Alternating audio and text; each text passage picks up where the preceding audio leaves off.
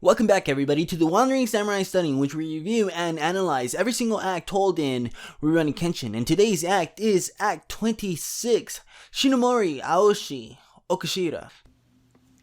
Hey everybody, so this intro bit that I had for episode 26, I was pretty much an apology for not understanding the ancient shishi and the whole patriot thing, but kind of, I guess, going back through the manga panels while doing the editing, I'm not even certain where Aoshi and the Oniwaban stand. Are they on the side of the shogunate, or are they on the side of the revolutionaries? I was always under the impression that they were on the side of the revolutionaries, the side that Kenshin's on, and then for some reason in this chapter and then a previous chapter, I was under the impression that they were actually on the side of the shogunate. And now I don't even know. If you guys can figure it out, please let me know and I'll address it in a video. But that was a whole intro bit, and I'm cutting it because I don't even know. But I'll see you guys in the video.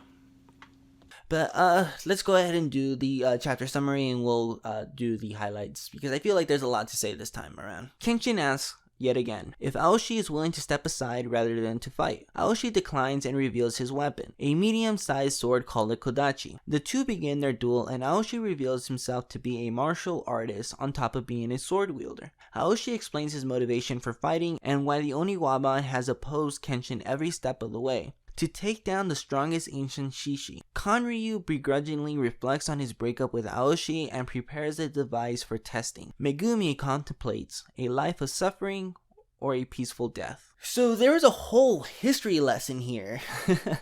I wasn't able to make a lot of sense of it, but the big takeaway in the history lesson, as far as why Aoshi was in Edo and positioned for the war, it was so that they could fight the Patriots, the ancient shishi, as I previously mentioned.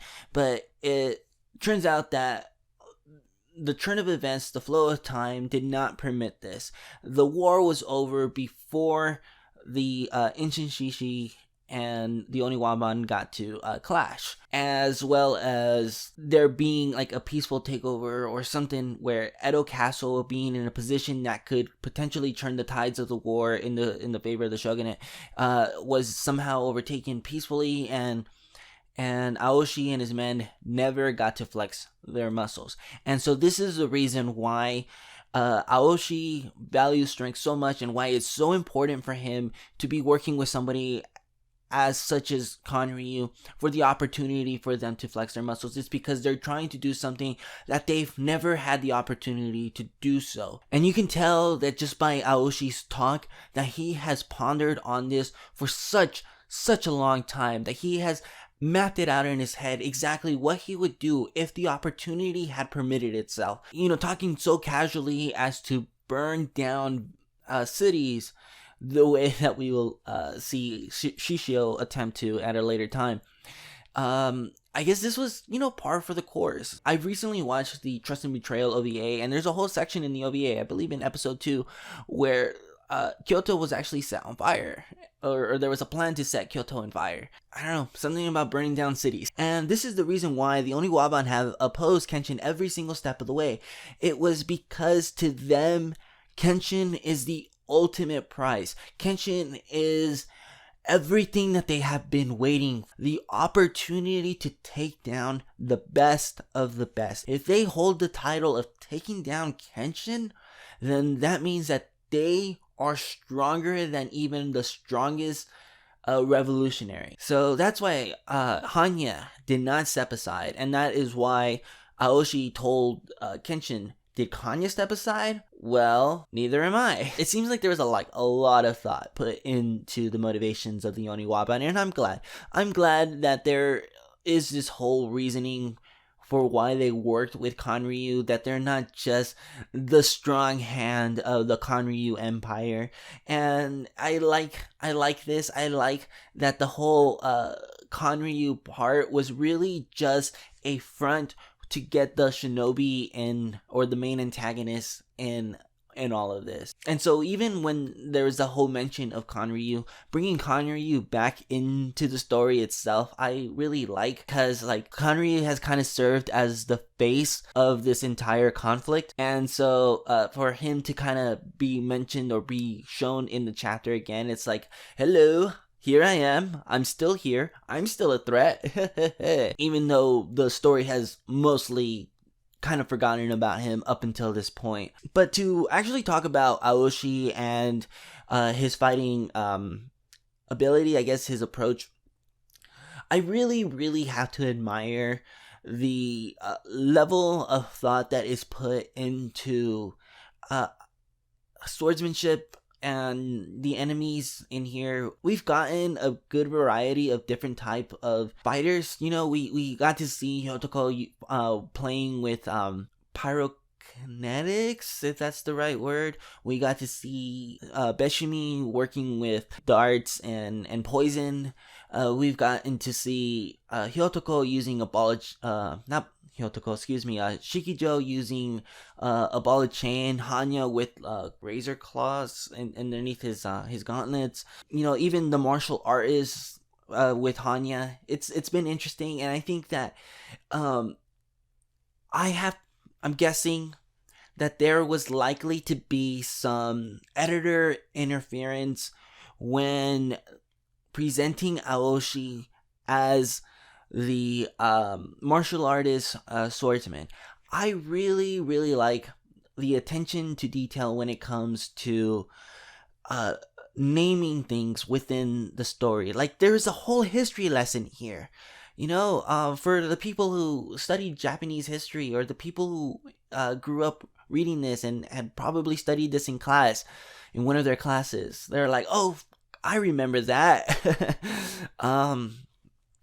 You know, that's nice. But even for Yahiko to name drop a wakizashi, which I know about it from when it comes up in the story during Kyoto with the Sojiro backstory, to have it here, and then to be explained the difference between a katana and a wakizashi, or Kenshin sword and the wakizashi, and Aoshi sword being in the middle, where Yahiko is kind of approaching it from like that's what he's using, and then Kenshin and Aoshi kind of have to like tell him like, no, this is a kodachi, it's very different, step aside, kid, you don't know what you're talking about. I like that it is approach. But as I mentioned though earlier about the editor interference, I think that one of the editors had to step in and be like,